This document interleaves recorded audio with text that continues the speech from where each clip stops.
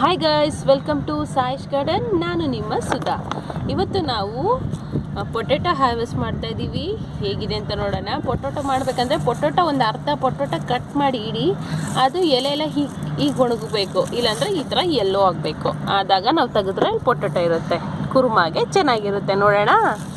ಹೇಗಿದ್ದೀರಾ ಎಲ್ಲರೂ? ಹೇಗಿದೆ? ಸ್ಕೂಲ್ ಯಾವಾಗ ಓಪನ್ ಆಗುತ್ತೆ ಅಂತ ಇದೆಯಾ? ಸ್ಕೂಲೆಲ್ಲ ಸದ್ಯಕ್ಕೆ ಓಪನ್ ಆಗಲ್ಲ ಅಷ್ಟೇ. ನಾನು ಅದನ್ನೇ ವೆಯ್ಟ್ ಮಾಡ್ತಾ ಇದ್ದೀನಿ, ಸ್ಕೂಲ್ ಯಾವಾಗ ಓಪನ್ ಆಗುತ್ತೆ ಅಂತ. ನೋಡಿ, ಬೇಬಿ ಪೊಟೊಟೋಸ್ ನೋಡಿ.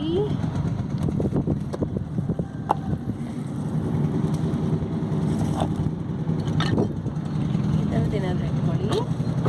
ನಾವು ಮಣ್ಣು ಫುಲ್ ಮಿಕ್ಸ್ ಮಾಡಿ ನೋಡಿದ್ರೆ ನಮಗೆ ಸಿಗುತ್ತೆ ಪೊಟೊಟೋಸ್.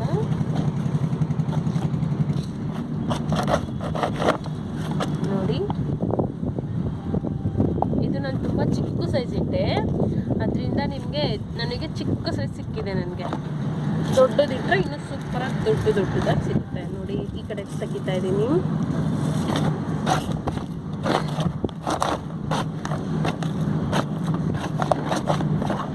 ನೋಡಿ,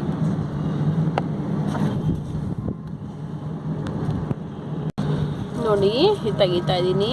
ಇದೆಲ್ಲ ಬೇಬಿ ಪೊಟೊಟೋಸ್. ನೋಡಿ, ಇದು ಫ್ರೈ ಮಾಡಿದ್ರೆ ಸೂಪರ್ ಆಗಿರುತ್ತೆ ಇದೆಲ್ಲ. ನೋಡಿ, ಸೂಪರ್ ಆಗಿದೆ. ನನ್ನ ಮಗಳು ಬಂದಿದ್ರೆ ನಾನು ಕೇಳ್ತೀನಿ ಅಂತ ಹೇಳ್ತಾನೆ ಇರ್ತಾಳೆ. ಒಳ್ಳೆ ಮಲಗಿಸ್ಬಿಟ್ಟು ಬಂದಿದ್ದೀನಿ ನಾನು.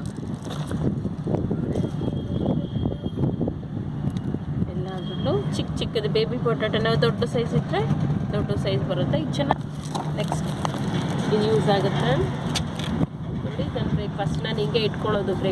ಒಂದೇ ನಾವು ನೂಡಲ್ಸ್ ಮಾಡಬೇಕಂದ್ರೆ ಎಲ್ಲ ಸಿಗೋದಿಲ್ಲ. ಅವಾಗ ಏನು ಮಾಡೋದು, ಬಂದು ಇದನ್ನು ಕಟ್ ಮಾಡಿ ಹಾಕಿದ್ರೆ ಟೇಸ್ಟಾಗಿರುತ್ತೆ. ನಾವೇನಾದರೂ ತರಕಾರಿ ಗೊಜ್ಜು ಮಾಡಿದಾಗಲೂ ಇದು ಕಟ್ ಮಾಡಿ ಹಾಕಿದ್ರೆ ಸೂಪರಾಗಿರುತ್ತೆ. ನೋಡಿ, ಇದು ಬಂದು ಕೀಳು ತಗೊತಾ ಇದ್ದೀನಿ. ಆಗೋಣ. ಅದೇ ಈ ಸಲ ಪೊಟೊಟೊ ಏನೂ ನನಗೆ ಜಾಸ್ತಿ ಸಿಕ್ಕಿಲ್ಲ.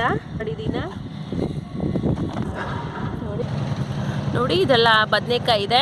ನಾನು ಈ ಬದನೆಕಾಯಿ ನಾನು ಕಿತ್ತಿದ ಅವರೆಕಾಯಿ ಆಲೂಗಡ್ಡೆ ಹಾಕಿ ಇವತ್ತು ಕುರ್ಮಾ ಮಾಡ್ತೀನಿ ನಾನು. ನೋಡಿ, ನನ್ನ ಬದನೆಕಾಯಿ ನೋಡಿ. ಇವತ್ತು ನನ್ನ ಗಿಡದಲ್ಲಿ ಇಷ್ಟು ತರಕಾರಿ ಕಿತ್ತಿದ್ದೀನಿ. ನೋಡಿ, ಇದು ನಾನು ಇವತ್ತಿಗೆ ಸಾರಿಗೆ ನನಗೆ ಸಾಕು.